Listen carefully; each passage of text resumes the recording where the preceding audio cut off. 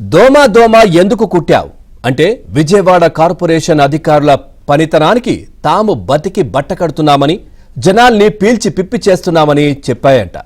వినడానికి ఇది ఫన్నీగానే ఉన్న దోమల తీవ్రత మాత్రం నగరాన్ని పట్టి పీడిస్తోంది.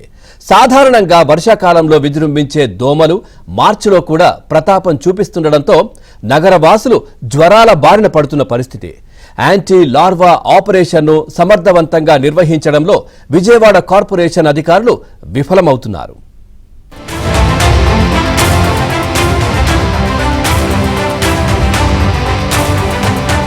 సాధారణంగా నగరంలో ఏటా జూన్, జూలై, ఆగస్టు, సెప్టెంబర్లో వర్షాకాలం 4 నెలలు దోమల వ్యాప్తి అధికంగా ఉంటుంది. కానీ ఎన్నడూ లేని విధంగా మార్చిలో దోమలు విజృంభిస్తున్నాయి. నగరంలో 286 వార్డు సచివాలయాలు అందుబాటులో ఉన్న 245 మంది శానిటరీ కార్యదర్శులతో ప్రతి వారం డ్రై డే పాటిస్తున్నట్లు అధికారులు చెబుతున్నప్పటికీ ఫలితాలు అంతగా లేవనే చెప్పాలి. దోమల నిర్మూలన, యాంటీ లార్వా ఆపరేషన్ పనులు సక్రమంగా జరగట్లేదు. సాయంత్రం అయితే అక్కడక్కడ పొగతో సరిపెడుతున్నారే తప్ప పూర్తి స్థాయిలో యాంటీ లార్వా ఆపరేషన్ పనులు నిర్వహించడం లేదు. దీంతో దోమల వ్యాప్తి పెరుగుతోంది. ఫలితంగా ప్రజలు వ్యాధుల బారిన పడుతున్నారు.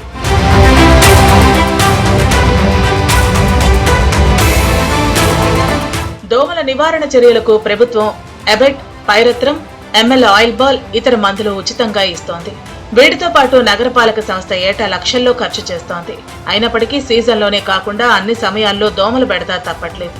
2018 నుంచి 19లో దోమల నివారణకు 95 లక్షలు, 2019 నుంచి 20లో 1 కోటి, 2020 నుంచి 21లో 87 లక్షలు, 2021 నుంచి 22లో 85 లక్షలు, 2022 నుండి 23లో 80 లక్షలు, 2023 నుండి 24కు 90 లక్షలు, 2024 నుండి 25కు 80 లక్షలు దోమల నివారణకు కేటాయించారు. నిధులైతే ఖర్చు అవుతున్నాయి, కానీ ఫలితాలు అంతగా కనిపించడం లేదని ప్రజలు పేర్కొంటున్నారు.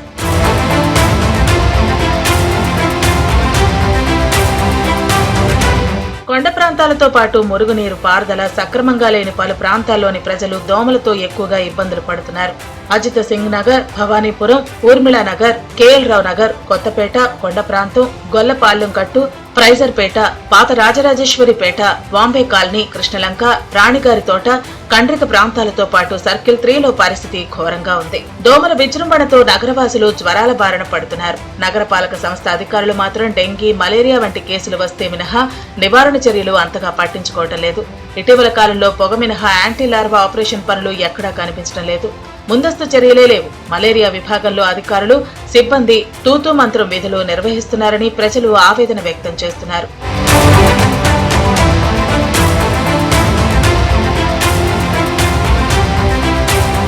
దోమల నిర్మూలన చర్యలపై ప్రజలకు అవగాహన కల్పించడం, యాంటీ లార్వా ఆపరేషన్ పనుల పర్యవేక్షణ తదితర అంశాల్లో అధికారులు విఫలమయ్యారు.